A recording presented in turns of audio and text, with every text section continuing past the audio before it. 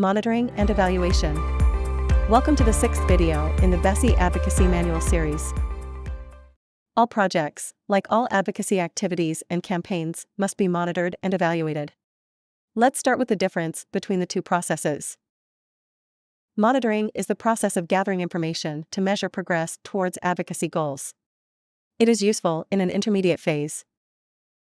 This is why monitoring is a tool for measuring and assessing objectives, results, and planned activities in time and space, in relation to implementation.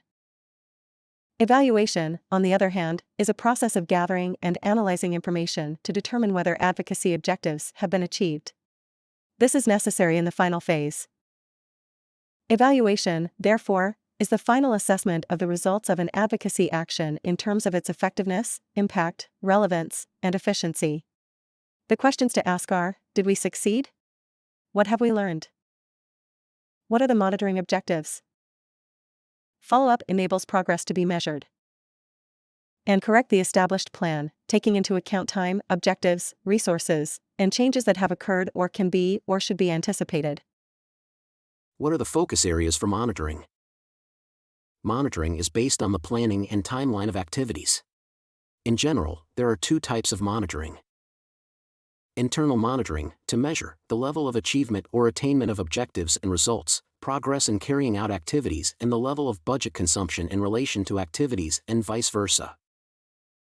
External monitoring, to measure the evolution of decision-makers' positions, either favorable or unfavorable, as both can be used as stimulus leverages, the state of implementation of measures taken by the authorities in response to the target problem, either complete or partial measures, to stimulate action where necessary, and monitoring with decision-makers' collaborators.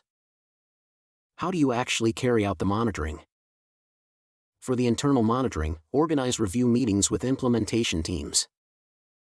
Write brief monitoring reports or notes. Update the chronogram or timeline if necessary. Analyze budget consumption level. Update the list of stakeholders and their contacts, for example, correct or update telephone numbers, email addresses, or social network accounts. And adapt or readjust certain activities or at least the implementation strategy. For external monitoring, organize monitoring meetings, including gentle reminders. Carry out field missions. Making monitoring telephone calls and conversations. And ensure email exchanges and monitoring where necessary. What are the monitoring tools? A simple table can be drawn up with defined objectives, expected results, and planned activities to measure the gap between what is planned and what is actually achieved. This tool reveals, in quantitative or qualitative terms, how far we still have to go before we achieve all the expected results. You can also use the Gantt chart to measure the weekly progress of activities by dedicated managers. It can be used to calculate the percentage of completion. It shows whether there are delays or whether the schedule is being properly executed. We can also carry out an assessment, a self-evaluation. If possible, and taking into account the financial implications, an external evaluation should not be ruled out. Why is it necessary to carry out an assessment?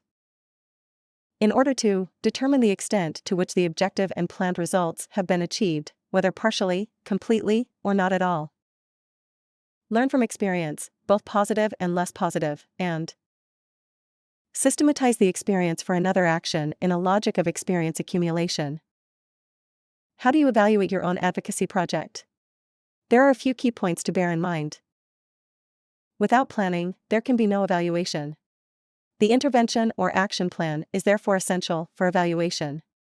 It must be thought out and planned from the outset. Determining simple, realistic indicators. In the end, they should help evaluate the extent to which advocacy objectives and results have been achieved.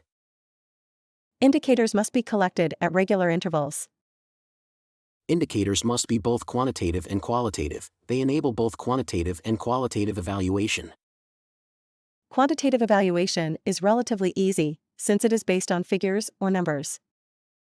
Qualitative evaluation is more complex, since it involves analyzing and interpreting figures and their impact in relation to objectives and results, and changes in mentality, behavior, and practices. We hope these ideas will help in the monitoring and evaluation of your advocacy work. On behalf of Bessie, we thank you for your attention.